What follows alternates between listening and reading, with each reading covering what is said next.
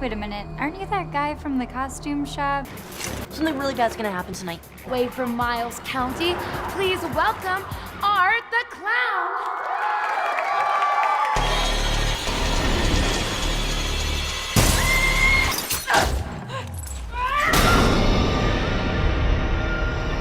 After being resurrected by a sinister entity, Art the Clown returns to the timid town of Miles County where he targets a teenage girl and her younger brother on Halloween night. Hey everybody, welcome back to another episode of Burns Reviews. My name is John, and today we are talking about the new film, Terrifier 2. Now, this was a film I wanted to review a week or two ago, right? And then Halloween came out, things happened, Halloween Ends happened, Corey fucking Cunningham happened, and you know, it kind of got lost in the wash. But before we begin, if you could, be sure to give the video a thumbs up and subscribe. Really does help a lot.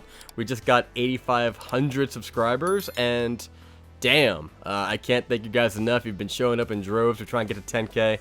Be sure to give the video a thumbs up and subscribe. Really does help a lot. We're trying to get into Mickey Mouse Club, I guess, because Disney has very high parameters in comparison to literally every other distributor, and you know, I'm not mad about it, but it's just a hair on my butthole, man. It is a tickle on my taint, and it's annoying, and it's like, you know, for a movie company that was all about Infinity Stones, you should understand where I'm coming from, where I want to be in the fucking club. Honestly, I just want to watch movies like Barbarian, but they're held by 20th Century Studios, and for reasons, you know, it kind of gets lost in the wash. So I wanted to review Hellraiser, which came on Hulu. I mean, it turns out, from what I heard, it wasn't the greatest film ever made, but couldn't do it. Mainly because Disney told me that I didn't have the street cred, I guess you could say, to fit into their parameters. And they basically said, come back when you have 100,000 subscribers on an average monthly basis, and we did that. We got 120,000 in the past 4 weeks, past 28 days. And they said, like, well, you have to be part of, like, different critic groups. Just joined one, so I got that going. And you guys have been doing the ultimate. You guys have been making this possible so that I don't have to go and join some stupid, I don't know, third-party company working as a editor for $8 an article or something like that. I can still be me and not be, you know, supervised by an editor and stuff like that. So thank you. Thank you to all the new subscribers. Thank you for the people who've been watching a long time. Can't thank you enough. Just want to put that out there before we begin. Now, Terrifier 2. I've never seen the original Terrifier. I had never seen All Hallows Eve. I vaguely remember seeing those posters for it and going, well, that's pretty creepy, and it looks a little bit like schlocky, not very good, kind of just lowbrow. Honestly, for the longest time, I don't know why, I used to confuse it with this movie called Vulgar, which was a Brian Johnson movie, which I hadn't even seen. Brian Johnson is one of the comic book guys on that show, Comic Book Men, that used to be on TV. He's friends with Kevin Smith. Regardless, I had never seen any of the movies in this franchise. And then going into this one, I had watched part 1, and then I watched this movie, and then I got really into it. I watched All Hallows Eve, and I was about to do all this stuff, and then life happened. And I got sidetracked with all that. Halloween came around, I put out like 5 videos for that, and now I am so happy to come back and talk about this movie because this movie is possibly the greatest horror movie of the year. And that's saying something considering we have movies like X, Barbarian, and a handful of others that just, you know, Fresh is another one that I love. Terrifier 2, I think, is in my top 3. And to be honest, it keeps moving around. I watched Terrifier, the original one, and I watched All Hallows Eve, and I've seen Terrifier 2 now, so I've seen all of the films and shorts connected with Art the Clown, and this is by far the best one. Terrifier 1 is great. It's a very simple story. You know, basically it's just like a lot of practical effects built around this killer clown, and the storyline is very secondary. But Art the Clown has always been fucking terrifying. He is like, he makes,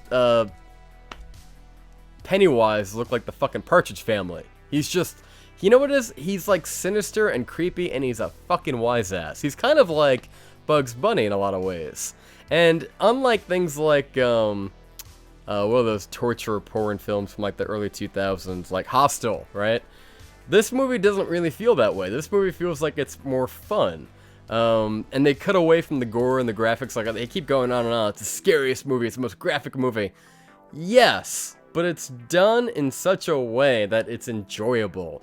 It's kind of on par with like a video game. I kind of felt like I was Trevor playing GTA 5, just blowing shit up, watching body parts get blown all over the place and go, oh yeah, it's alright.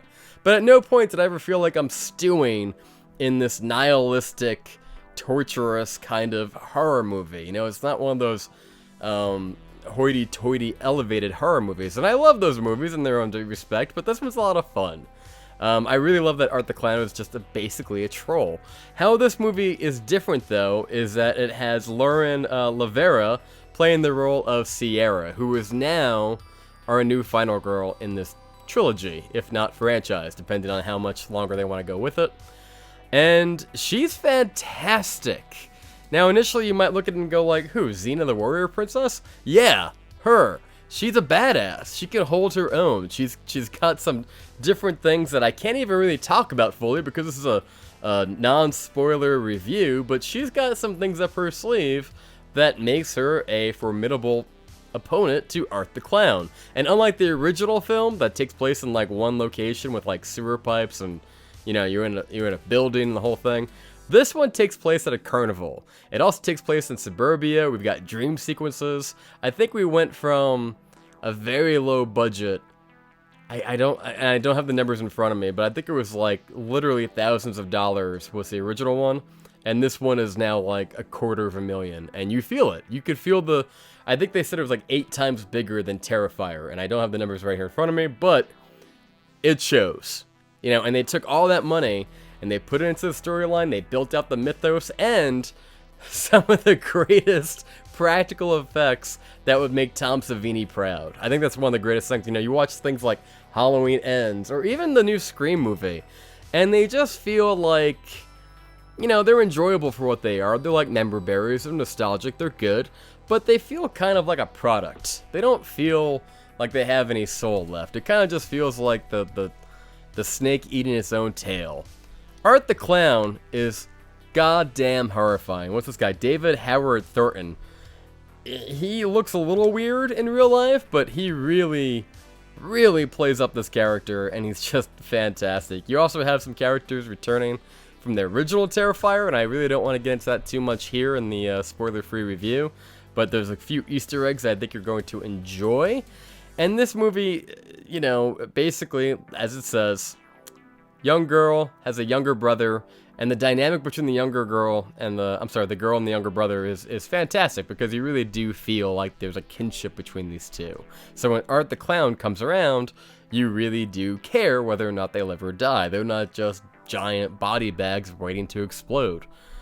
So with that said, I'm not even going to get into it more than I have to. It's not violent to the point that you can't watch it. I mean, granted, don't bring your kids, but it's still a lot of fun. It just has this like grindhousey, you know, old school 1980s romantic thing about it that's just really enjoyable, and I really just love the fucking shit out of it. So if you have not seen Terrifier, it's only going to be in theaters between now and the 20th. So there's very little time. Basically this week. Come Friday, it's out of theaters. But on Halloween night, it is coming to video on demand, and you'll be able to check it out then. And around that time, I'm probably going to put some more spoiler-filled videos out around that time around Terrifier 2, because I'll be able to have some more clips to talk about it. Also, I want to give people some time to check it out. And yeah, I without going into too many spoilers, I think Damien Leone is fantastic. I really look forward to seeing what he does next. Obviously, you know, it's such a nice contrast from Halloween Ends. Like, this is the movie that people would have been raving about back in the day when Halloween came out. Like, this is today's Halloween, in a sense, where it's like, this is the indie picture, the little engine that could, the practical effects, the everything you want from like an 80s style grindhouse horror slasher movie. This has it, and it doesn't feel like there's too many chefs in the kitchen. It doesn't feel like they're forcing 5 different scripts into one. It's a simple story that has a lot of intrigue, and it makes you wonder where part 3 is going. And I gotta tell you, I cannot wait for part 3. I've got some theories about where I think it is going. I've also got some inside scoops on basically what Damien Leone was going for. I'm going to be addressing that in some later videos. But as it stands now, this is a solid 9 out of 10 movie because it's just so uniquely different. As far as pros, Art the Clown is great. Art the Clown was my all-time favorite killer right now. I think he's going to stand the test of time. I think he's going to be his own thing, much like Freddy and Michael and you name it. I think he's up there. He's definitely scarier than all of them right now. If you took the most recent films from all those scary characters, I think he's the champ. He's currently got the belt. And I really look forward to what they're going to do with that next. And, you know, again, another pro that I can go into is I love the dynamics with the main characters. I love the girl, what's her name? Lauren LaVera, and her younger brother, Jonathan. They're great. They have a great dynamic. What's his name? Elliot Fullam. Yeah, they're fantastic. And you have to care about those characters to actually get to the end of the movie. Going into negatives, these are just objective negatives. They're not really ones that I find to be a problem, but I can, just for the sake of all you viewers out there, this is how I imagine some of you might feel. It is a long movie. It's like 2.5 hours long. So granted, maybe you know, pay for it. Go rent it or buy it when it comes to VOD. I mean, by the time this video comes out, you probably have already seen it, or you basically have today and tomorrow to go check it out. But yeah, it's 2.5 hours long, so maybe if you're a kind of person who doesn't want to sit in a theater for that long, granted, you know, we live in a world where every Marvel is that long, every Marvel movie, so it shouldn't be an issue, but that could be an issue for some. Another is that it's a very thin story in some ways. It's a mystery box that kind of just little by little gives you pieces, I guess, and the big showcase is to show you these really cool kills that you really don't see in everyday movies. The movie is unrated, which really adds to it, and it's not, I can't say it's disturbing. I mean, it is, like, the visuals are disturbing, but if you're a horror fan like me, then if you've seen them, then you'll be fine. As far as tone, I never felt like we were stuck in a room with Art the Clown for too long where I was just crawling to get out. The film is smart enough to know to keep the pacing moving so that you never feel like you need to leave the theater. There are some movies, like The Dark and the Wicked, I kept hitting pause on that movie because it kept freaking me out. On a deeper level, it just kept freaking me out. This movie, it's disturbing, but it's more intriguing and it's playful. So it's a lot of things, but it gels together really well. So with that said, go check out Art the Clown and Terrifier Part 2. It's in theaters for 2 more days, and then it's going straight to VOD on Halloween. I can't wait to talk about this movie in depth with all the spoilers. And until next time, guys, thank you so much for watching. Again, thank you to all the new subscribers and all the likes and all that crap. Really do appreciate it. And until next time, guys, have a happy Halloween, and I will see you next time.